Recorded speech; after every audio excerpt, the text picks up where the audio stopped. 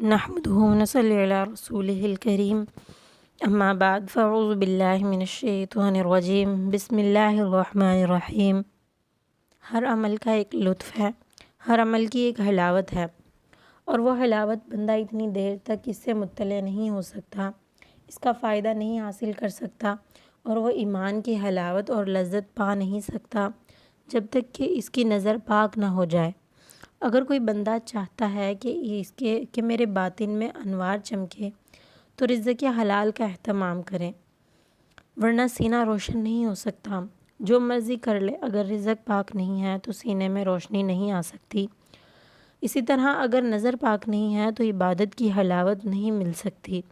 نماز تو پڑھتا ہے، سجدے کر رہا ہے، بس قیام کرتا ہے، صرف عملی مشق کر رہا ہے، لیکن اس کی ایک حلاوت بھی ہے، اس کی ایک لذت ہے، اس کا ایک کیف ہے جو مومن کے سینے کے اندر چھا جاتا ہے۔ ذکر کا ایک مزہ ہے تو وہ سرور بندے کو نہیں ملتا جب تک کہ بندے کی نظر پاک نہ ہو۔ اگر نظر بگڑ جائے تو من سونا ہو جاتا ہے، اندر کچھ نہیں رہتا، اور اگر انسان زنا جیسی بری خصلت میں پڑ جائے تو اس کے حصے کیا رہے گا؟ اللہ رب العزت فرماتے ہیں کہ کرنا تو بہت دور کی بات ہے، لا تقربوا الزنا، تم اس بری خصلت کے قریب بھی نہ جاؤ۔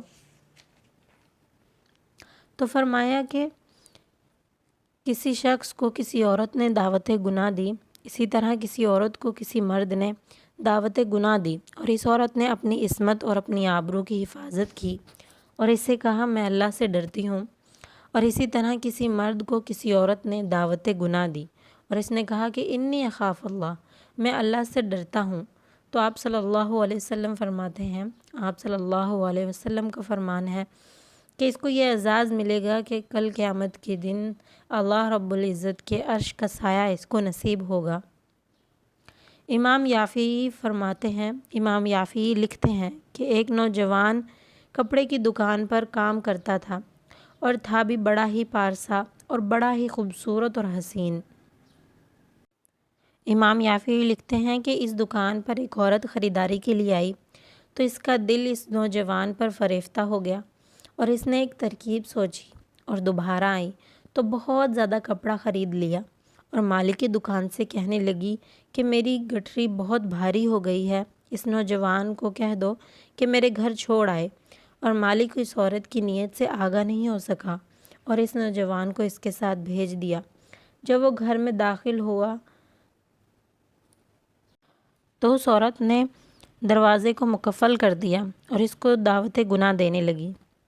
تو اس نے کہا کہ انی اخاف اللہ، میں تیری بات نہیں مان سکتا، میں اللہ سے ڈرتا ہوں۔ اس عورت نے کہا کہ آج تمہیں میری بات ماننی ہی پڑے گی، اور اپنا حیاسوز لباس بھی اتار پھینکا اور اس کو دعوت گناہ دینے لگی۔ یہ شیطان کا انتہائی سخت جال ہے، اس جال میں اس نے بڑے بڑے لوگوں کو پھنسایا ہے۔ اب اس نوجوان کو وہ ورغلاتی ہے، کوششیں کرتی ہے، لیکن نوجوان ہے کہ اپنی آنکھوں پر پہرے بٹھائے، نظریں جھکائے اپنی آنکھیں بند کر لیتا ہے۔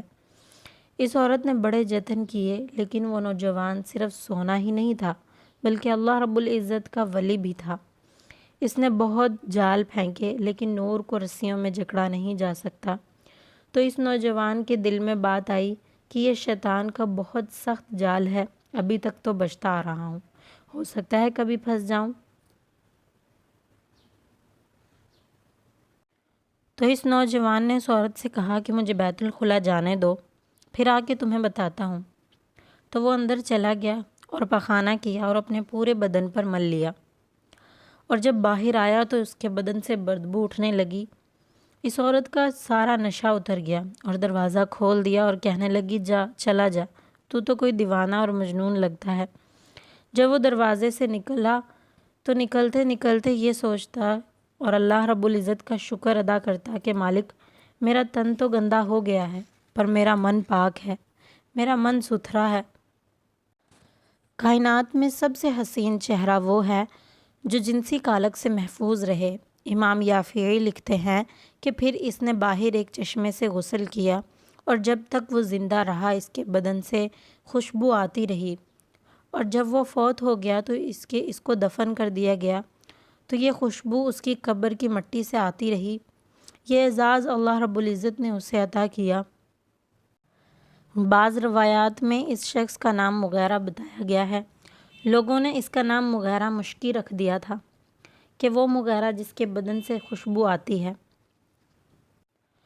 تو فرمایا کہ جس کو کسی نے دعوت گناہ دی اور اس نے یہ کہہ کے قدموں میں بچھتے ہوئے حسن کو ٹھکرا دیا کہ میں اللہ سے ڈرتا ہوں، تو آپ صلی اللہ علیہ وسلم فرماتے ہیں کہ قیامت کے دن جب کوئی سایہ نہیں ہوگا، اللہ رب العزت کے عرش کا ٹھنڈا سایہ اس کو نصیب ہوگا۔